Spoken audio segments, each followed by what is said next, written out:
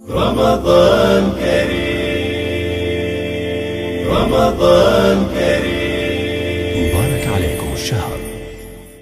फ़ितरा अदा करने में उमूमी गलतियाँ।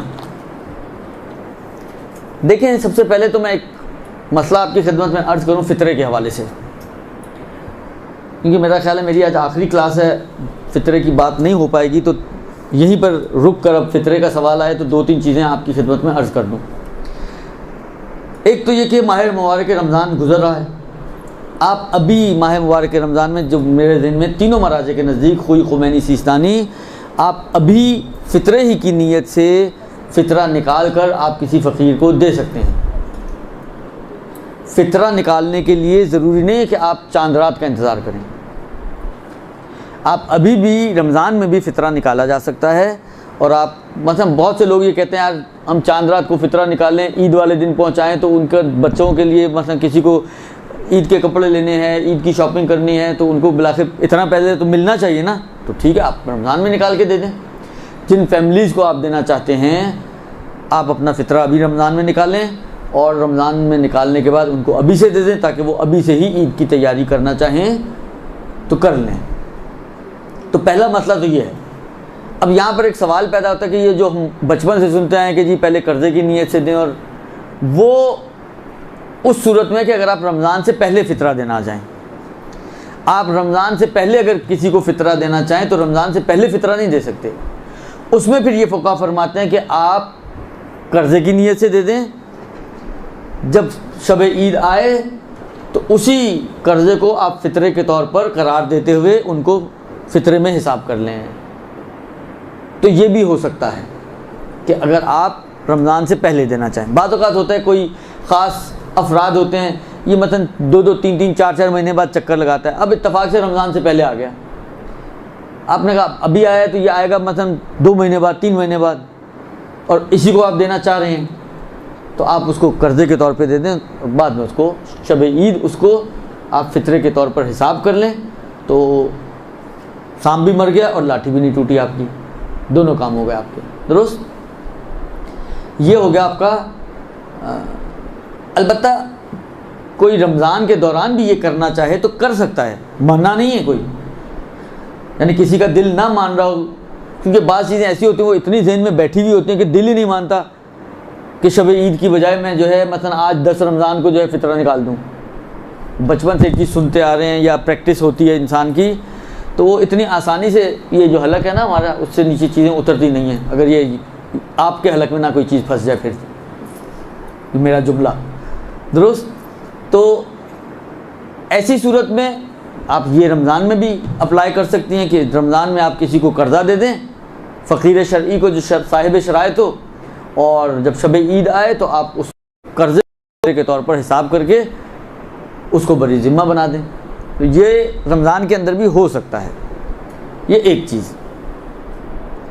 दूसरी चीज़ ये है कि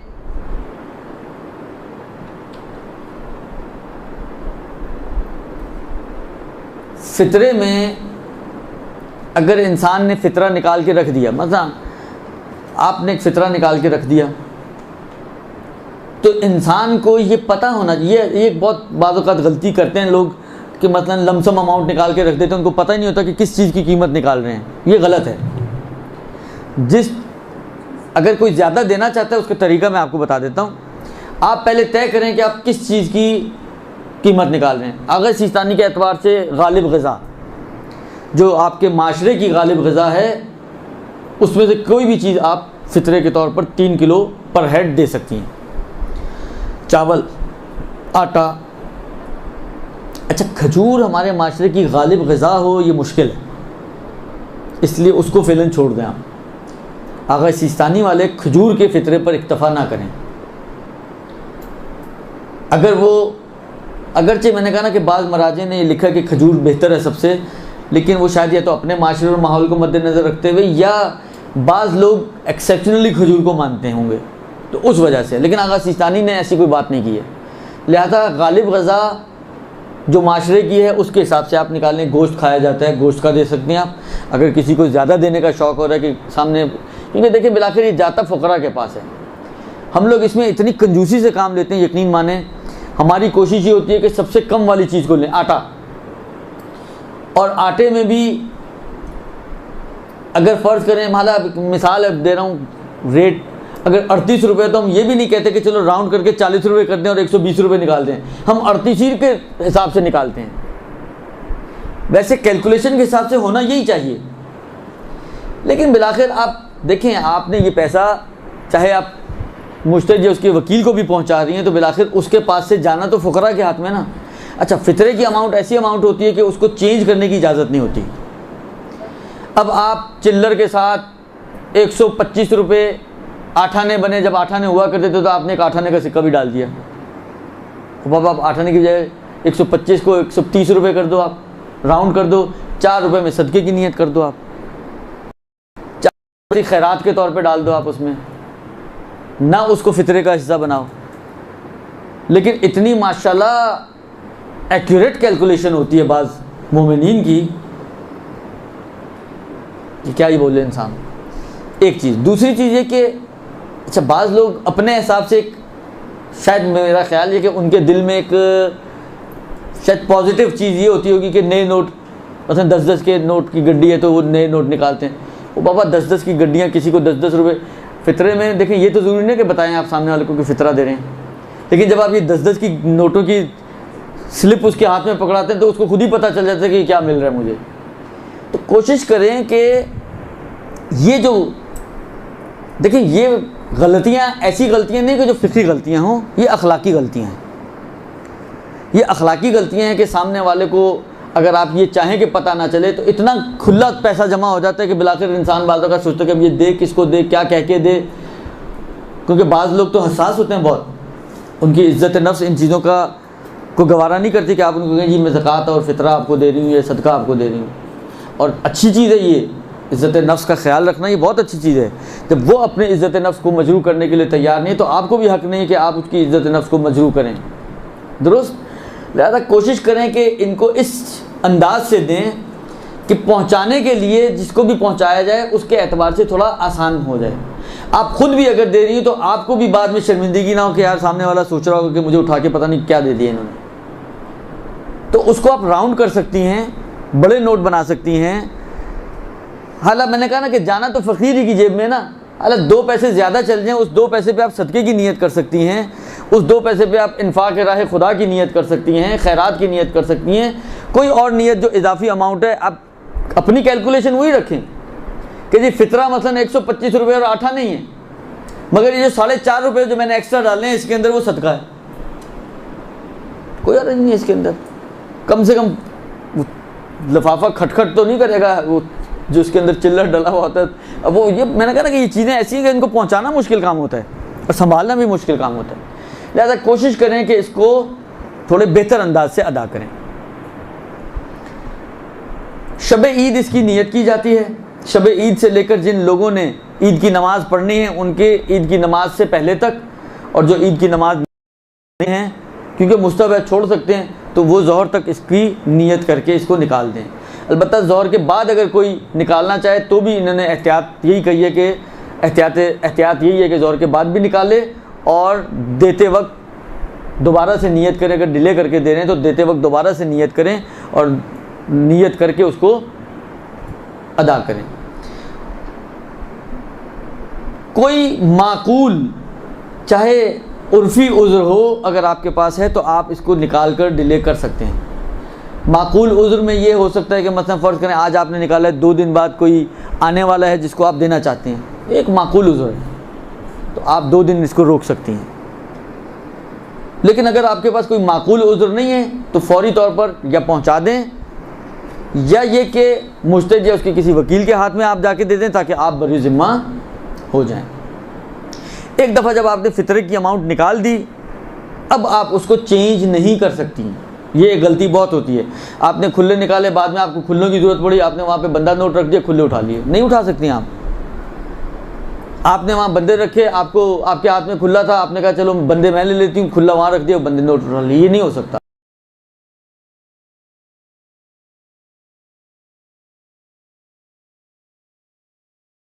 बन गई, जब ये ज़कात बन गई, अब इसके ऊपर आपका कोई हक़ नहीं है इसमें और खुम्स में फ़र्क है। ज़कात में तो जुदा करने से ज़कात बन जाती है, खुम्स में जुदा करने से खुम्स नहीं बनती है। लिहाजा आपने खुम्स की नीयत से पैसे निकाल के अलग कर दिए, अभी भी आपका माल है। यानी अगर ये आज तलफ हो जाए और ज़ाया हो जाए तो इमाम का नुकसान नहीं हुआ, ये अभी भी आप ही का नुकसान हुआ। आप इसको चेंज करना चाहें, खुला लेना चाहें, बंदा करना चाहें, बिलाखिर बाज़ औक़ात आखिरी तारीख़ों में ऐसे दिन आ जाते हैं कि बिलाखिर सारे ख़जाने जो हैं वो खाली हो चुके होते हैं। अब कोई ऐसा मजबूरी वाला ख़र्चा पड़ गया, कोई डॉक्टर का, कोई मेडिकल का, कोई खाने का, कोई पीने का, नहीं आपके पास पैसे, आप उससे उठा सकती हैं, अभी भी उठा सकती हैं, इसलिए कि अभी भी आपका माल है। बस खुम्स में और ज़कात में ये एक फ़र्क है कि खुम्स जुदा होने से खुम्स नहीं बनती है, खुम्स अदा करने से खुम्स बनती है। ज़कात जुदा होते ही ज़कात बन जाती है, फितरा।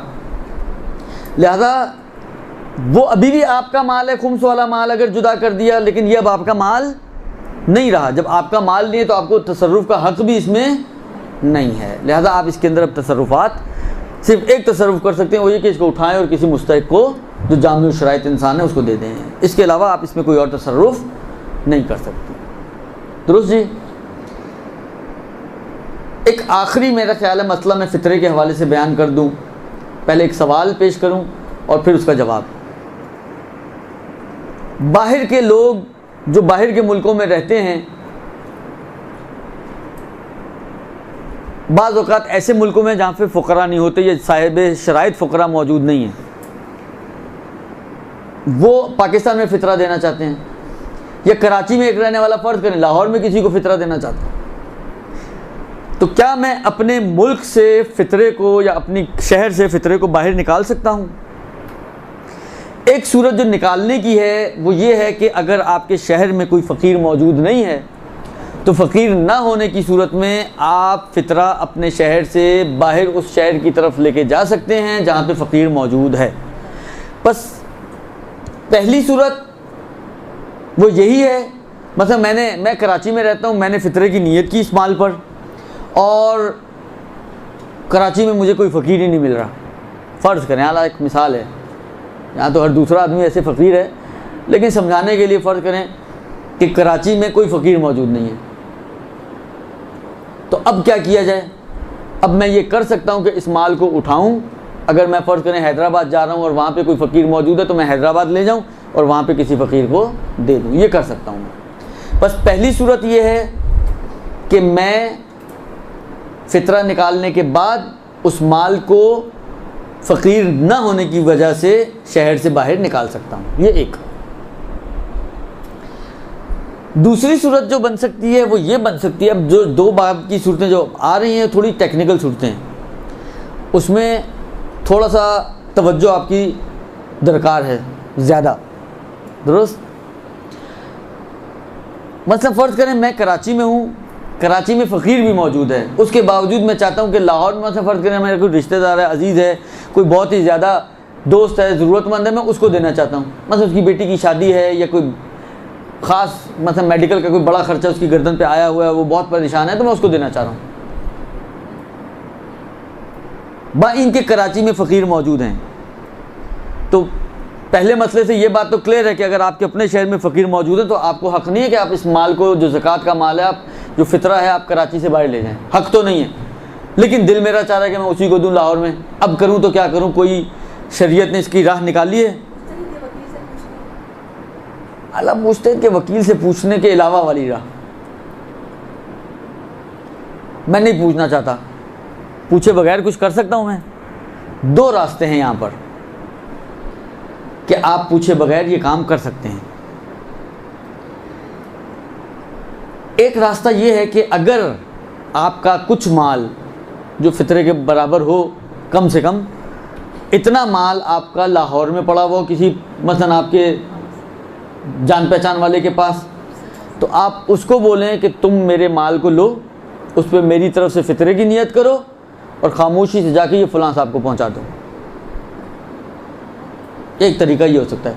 अब हम थोड़ी सी अच्छी मिसालों पर आए। कराची में इन मिसालों को, हालांकि ये अच्छी इसलिए बन सकती है कि कराची में फ़कीर हैं और उसके बावजूद हम दे रहे हैं। मतलब ये मसले ज़्यादा पेश आते हैं, ये कराची लाहौर की निस्बत इतने पेश नहीं आते जितने बाहर के मुल्क वालों के लिए पेश आते हैं। वहाँ पे फ़कीर होते नहीं हैं। तो एक सूरत तो उनके पास भी है कि फ़ितरा निकालें, और जब अलबत्ता वो इतना डिले करने का भी मसला आता है कि मतलब उन्होंने अभी साल बाद आना है, तो साल तक वो फ़ितरे को रोक के रखें, ये भी एक मुश्किल मसला है। लिहाजा उनके लिए रिकमेंडेड तरीका यही है। आम तौर पर ये होता है कि मतलब फ़र्ज़ करें कोई बेटा गया हुआ है मतलब सऊदीया में कमा रहा है, उसके कुछ ना कुछ पैसे अकाउंट तो यहाँ पे भी चल ही रहा होता है, तो वो अपनी फैमिली का अगर फ़ितरा निकालना चाह रहे हैं तो यहाँ पर अपने भाई को, अपने वालिद को, जिसके हाथ में भी उसका अकाउंट चल रहा है, उसको बोलो कि भाई मेरे माल में से इतने पैसे निकालो और उस पर मेरी तरफ से, मेरे बिहाफ पर आप मेरे वकील बन जाओ और मेरी वकालत में उस पर मेरी तरफ से फ़ितरे की नीयत करो, और ये जहाँ अपने पैसे दो वो ये भी पहुँचा देना। ये बग़ैर किसी, यानी ये वो वाली सूरत है कि सांप भी मर जाए और लाठी भी ना टूटे। या फ़कीर होने के बावजूद भी वो ये काम करना चाहे तो ये कर सकता है। इस काम के लिए ज़रूरी नहीं है कि फ़कीर ना हो तभी ये काम हो सकता है। फ़कीर हो या ना हो, दोनों सूरतों में ये काम हो सकता है कि आप किसी और को अगर देना चाहें तो वहाँ अपने किसी को वकील बनाएं कि वो आपके माल से, अगर आपका माल मौजूद है, अच्छा अगर आपका माल ना हो तो क्या करे वो, फिर आप उसको 2 वकालतें दें, डबल वकालत। आप उसको वकील बनाएं कि आपके बिहाफ पर किसी से भी कर्जा ले ले, चाहे अपने आप से कर्जा ले ले, कर्ज लेने में वकील, और दूसरी वकालत बउनवान फ़ितरा उसको अदा करने में वकील। ये 2 वकालतें उसको दे कि मेरे बिहाफ पर पहले तुम कर्जा लो किसी से भी, चाहे अपने आप से ही ले लो, दुरुस्त, और जब कर्जा ले लो तो ये पैसा अब मेरी तरफ से दूसरी वकालत तुम्हारे को ये है कि तुम वकील हो कि इस पर मेरी फैमिली का फ़ितरे की नीयत करके इसको बउनवान फ़ितरा जिस साहब को भी देना चाहते हो उनको पहुंचा दो। अगर पैसा है तो एक वकालत, पैसा नहीं है तो डबल वकालत, एक कर्ज लेने के लिए और एक अदा करने के लिए। इस तरीके से आपकी मुश्किल हल हो सकती है। अच्छा, अब तीसरी इसकी शक जो बन सकती है वो ये बन सकती है कि वहाँ आपका कोई जान पहचान वाला नहीं है लेकिन पहुँचाना आपने वहीं है। मसलन फ़र्ज़ करें लाहौर में या सऊदीया में कोई रहता है, उसने कराची में पहुँचाना है, कोई अमेरिका में रहता है उसने कराची में पहुँचाना है, तो जिस पहुँचाना है मतलब फ़र्ज़ करें एक्स को, लेकिन ये जो पहुंचाने वाला शख्स है जो फ़ितरा निकालना चाह रहा है उसका कोई रिश्तेदार कराची में ऐसा नहीं है, कोई अकाउंट ही उसका कराची में नहीं, कोई दोस्त यार भी कराची में ऐसा नहीं है कि जिसको वो ये जिम्मेदारी सौंप सके। अब क्या करें? दूसरा तरीका ये हो सकता है इसका कि जिसको देना है आप डायरेक्टली उससे भी रब्ता कर सकते हैं, उससे एक वकालत ले लें। मतलब मैंने आगा एक्स को देना था, मैं आगा एक्स को कॉल करूँ कि भाई साहब मुझे कुछ पैसे आप तक पहुँचाने हैं, तो आप मुझे वकील बनाएं इस बात के लिए, क्योंकि मैंने कहा ना ये चेंज नहीं हो सकते। अब आपको वहाँ से भेजना है, करेंसी मुमकिन है चेंज करनी पड़े, मुमकिन है बैंक के ज़रिए भेजना पड़े, मुमकिन है उसमें से कुछ कटौती हो जाए, ये सारी चीज़ें होनी है, आपको तो हक़ नहीं था। तो आप इससे वकालत लें इस बात की कि भाई मुझे आपको कुछ पैसे पहुँचाने हैं, आप मुझे वकील बना दें कि मैं आपके बिहाफ पर उन पैसों को एक्सेप्ट कर लूँ और फिर मैं आपको ट्रांसफ़र कर दूँ एक दफ़ा। अब ये इसका माल बन गया तो फिर वो आप आज़ाद हो जाएंगे। वो अगर आप ही को वकील बना दे तो आप ये कर सकते हैं कि अपने एक हाथ में पैसे लें अपने फ़ितरे के, और जिसकी वकालत आपके पास है मैं उसकी वकालत में कबूल करता हूँ, उसके बाद ये पैसे हो गए उस साहब के और अब ये फ्री हो गया। अब उससे जो आपने इजाज़तें लेनी है चेंज करने की, ट्रांसफ़र करने की, ट्रांसफ़र में कटौती की, ये सारी आप उससे इजाज़तें ले लें, उसके बाद आप ये पैसे उसको आराम से ट्रांसफ़र कर सकते हैं। ये 2 तरीके हमारे पास ऐसे हैं कि जो फ़ितरा किसी और जगह मुंतकिल करना चाहें तो उसको मुंतकिल करने के तरीके हैं। ये तो बहुत सारे सवाल आ गए। क्या फ़ैमिली में फ़ितरा दे सकते हैं? अगर दे सकते हैं तो मयार क्या है? सिर्फ़ वाजिब नफ़क़ा अफराद को आप फ़ितरा नहीं दे सकते। जो आपका वाजिब नफ़क़ा नहीं है, अगर उसके अंदर वो शराइत मौजूद हैं, देखिए ये जुमला मैं इसलिए बार बार करता हूँ कि इसमें बहुत ज़्यादा गलतियाँ होती हैं। हम लोग बाज़ चीज़ों को चेक ही नहीं करते हैं। वही शराइत जो सहम सादात में सैयद की शराइत हैं, जो मजहूलुल माल वगैरह में और दूसरे कफ़ारों वगैरह में आगा सिस्तानी के नज़दीक यहाँ पे भी हैं, और फ़ितरे में तो तकरीबन सब मराजे ने मानी है। तो उन शराइत का ख़्याल रखें जो पहले गुजर चुकी हैं पिछली क्लास में, कि उन शराइत की हामिल अफराद को अगर वाजिबुन नफ़क़ा ना हो तो चाहे आपके घर वाले ही हों यानी ख़ानदान के अफराद हों, आप उनको फ़ितरा दे सकते हैं। वालिदैन का फ़ितरा कौन निकालेगा जबकि इनके बहुत से बेटे हों, तो इनका फ़ितरा किस तरह निकलेगा या वालिदैन खुद निकालें? देखें, अगर तो वालिदैन किसी औलाद के, यानी शब ईद किस औलाद के घर पर हैं, उसको निकालने वालिदैन का फ़ितरा।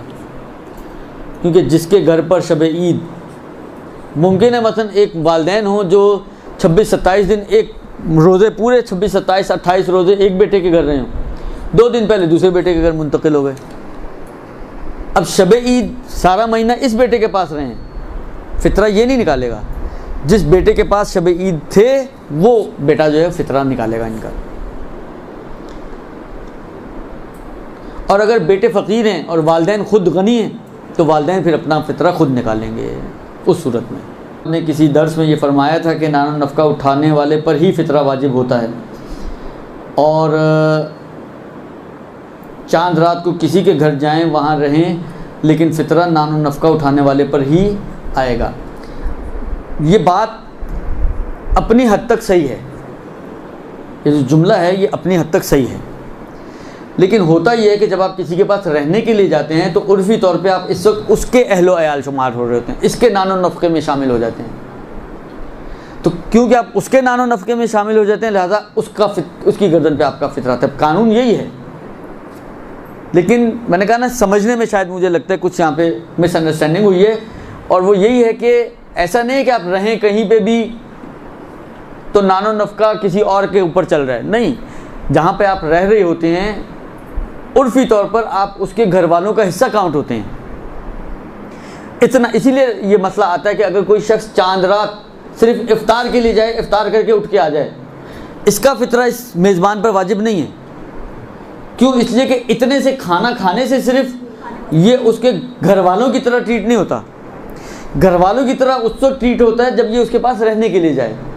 कोई चांद रात या एक दिन पहले 2-4 दिन रुकने के लिए, जैसे आमतौर पे बच्चियाँ होती हैं, मैके चली गई, ईद मनाने के लिए जाना है, 2 दिन पहले चली गई मैके, तो अब ये 2 दिन पहले मैके आने की वजह से अपने वालिद के घर वालों का हिस्सा काउंट हो रही हैं। क्योंकि वालिद के घर वालों का हिस्सा काउंट हो रही है, इसलिए इनका फ़ितरा वालिद की गर्दन पर आएगा। बा इनके नफ़का शौहर पे वाजिब है, लेकिन उसके बावजूद फ़ितरा बाप पर वाजिब हो जाएगा, अगर बाप है या जो भी बहरहाल उस घर का करता धरता है, सरबराह है। तो असल बात यही है। और अगर आप किताबें उठा के देखें तो उसमें जुमला भी है कि नानखोर शुमार हो उसका। तो नानखोर शुमार होना ये फ़र्क कर रहा है। ये 27 दिन एक बेटे के पास रहने के बाद आखिरी 3-4 दिन अगर दूसरे बेटे के पास रह रही है, तो अब इस वक्त में ये इसकी नानखोर शुमार हो रही हैं, ना उसकी नानखोर जिसके पास 27 दिन खाया है। उसकी नानखोर थी, हैं नहीं, हैं इसकी। जब इसकी है तो फ़ितरा इसके ऊपर वाजिब होगा। हाँ, फ़ितरा तोड़ने का मसला, इसमें अब जो मुझे याद पड़ रहा है, आग़ाए खुई की एहतियात वाजिब है कि फ़ितरा ना तोड़ा जाए। आग़ाए सिस्तानी एहतियात मुस्तहब के ज़ाहिरन कायल हैं, जो मेरे जहन में इस वक्त है। अब देखें अगर ये जल्दी जल्दी में ये मसला मुझे मिल जाए। वैसे तो तकरीबन कमोबेश जो फ़ितरे के हवाले से अहम मसले थे जो आपको पेश आने वाले थे, वो मैंने आपकी खिदमत में अर्ज़ कर दिए। ज़कात फ़ितरा, अच्छा 2 चीज़ें इसमें मुझे अब नज़र आ गई, वो भी मैं अर्ज़ कर दूँ। एक तो ये कि मतलब फ़र्ज़ करें मैं मेहमान बन के गया किसी के पास, रात मैंने कहीं और गुजारी, तो मेरा फ़ितरा किस पे वाजिब हो गया? उस मेज़बान पर। हालांकि उसने कहा हम खाना भी खिलाएं और फ़ितरा भी नहीं, हम नहीं देते इनका फ़ितरा, खुद दें अपना फ़ितरा, हम क्यों दें? उसने मेरा फ़ितरा नहीं निकाला, तो आया उसके ना निकालने की सूरत में अब मेरे ऊपर वाजिब होगा या नहीं होगा? तो आग़ाए खुई की जो ताबीरात हैं उससे ऐसा समझ में आ रहा है कि आग़ाए खुई ये कहते हैं कि अगर तो किसी उज़्र की वजह से उसने नहीं निकाला, मतलब भूल गया था कि इनका भी निकालना चाहिए मुझे, तो एहतियात वाजिब ये कि मैं अपना खुद निकालूं। लेकिन अगर हरदर्मी करते हुए नहीं निकाल रहा, तो इनसे ऐसा समझ में आ रहा है कि फिर मेरे पर भी अपना, मेरा तो वैसे ही साक़ित हो गया, उनकी गर्दन पे चला गया, उसने नहीं निकाला तो वो गुनहगार होगा, मेरा अपने ऊपर वाजिब नहीं होगा। लेकिन आग़ाए सिस्तानी फरमाते हैं कि अगर वो नहीं निकाल रहा और मेरे अंदर शराइत मौजूद हैं, बालिग़ हूँ, आज़ाद हूँ, गनी हूँ, तो फिर मेरे ऊपर अपना फ़ितरा वाजिब हो जाएगा, मुझे खुद निकालना पड़ेगा। ये एक मतलब। दूसरा, जो मसला जो है वो ये कि बाज़ औक़ात जब तक घर में मतलब आपके घर में मज़दूर लगे हुए हैं, सारा दिन आपके घर में काम करते हैं, हो सकता है इफ्तार भी वहीं बैठ के करते हो या आप ही उनको इफ्तार करा रही हो, हालांकि इनका फ़ितरा भी हमारे ऊपर वाजिब हो जाएगा। ये फरमाते हैं कि जिसको आपने उजरत पे काम के लिए रखा हुआ है, जैसे यही मज़दूर वगैरह या बढ़ई वगैरह या खादिम, मतलब मासी आती है, रोज़ आती है आपके घर, दुरुस्त, अगर उनके अखराजात उनकी अपनी गर्दन पर हैं, यानी आप उनके सारे खर्चे आपकी गर्दन पर नहीं हैं, आप तो सिर्फ उजरत देते हो उनको, बाकी खर्चे वो खुद ही करते हैं, और ये साथ साथ आपके घर वालों का हिस्सा भी शुमार नहीं होते। बाज़ औक़ात होते हैं ऐसा पड़ाव डाला है कि उन्होंने कहा, आपने भी कहा काम किया, आपको जल्दी, आपने कहा यार एक हफ़्ता यहीं रुक जाओ और यहीं पे काम करो, सारा दिन रात लगे रहो। तो अभी एक हफ़्ता ऐसा है कि ये एक हफ़्ता मतलब इस अंदाज से है कि उर्फ़ी तौर पर ये इसके घर वालों का हिस्सा शुमार हो रहे हैं, तब तो इस पर वाजिब हो जाएगा। लेकिन अगर ये इसके घर वाले भी शुमार नहीं हो रहे, एक, और इसके अखराजात भी सारे इसकी गर्दन पर नहीं है, दो, तो फरमाते हैं कि फिर उनका फ़ितरा इसकी गर्दन पे वाजिब नहीं होगा। अब इसमें ये मसला मौजूद नहीं है कि तोड़ने का। अब जो मुझे याद है, मैं भी याद वाले से आपको बता सकता हूँ कि आगा कोई मना करते थे, आगा सिस्तानी का इतना मसला नहीं है, तोड़ा जा सकता है, एहतियात मुस्तवज़ारन के ना तोड़ा जाए। लेकिन बहरहाल एहतियात इसी के मुताबिक है कि कम से कम एक आदमी का फ़ितरा आप एक ही आदमी को दें, या एक फैमिली का फ़ितरा एक आदमी को दें, तोड़े ना फ़ितरे को।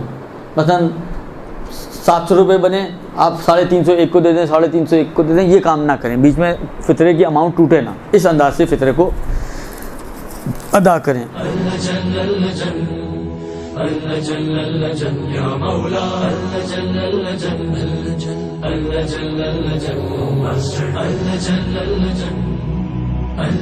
या साहिब समा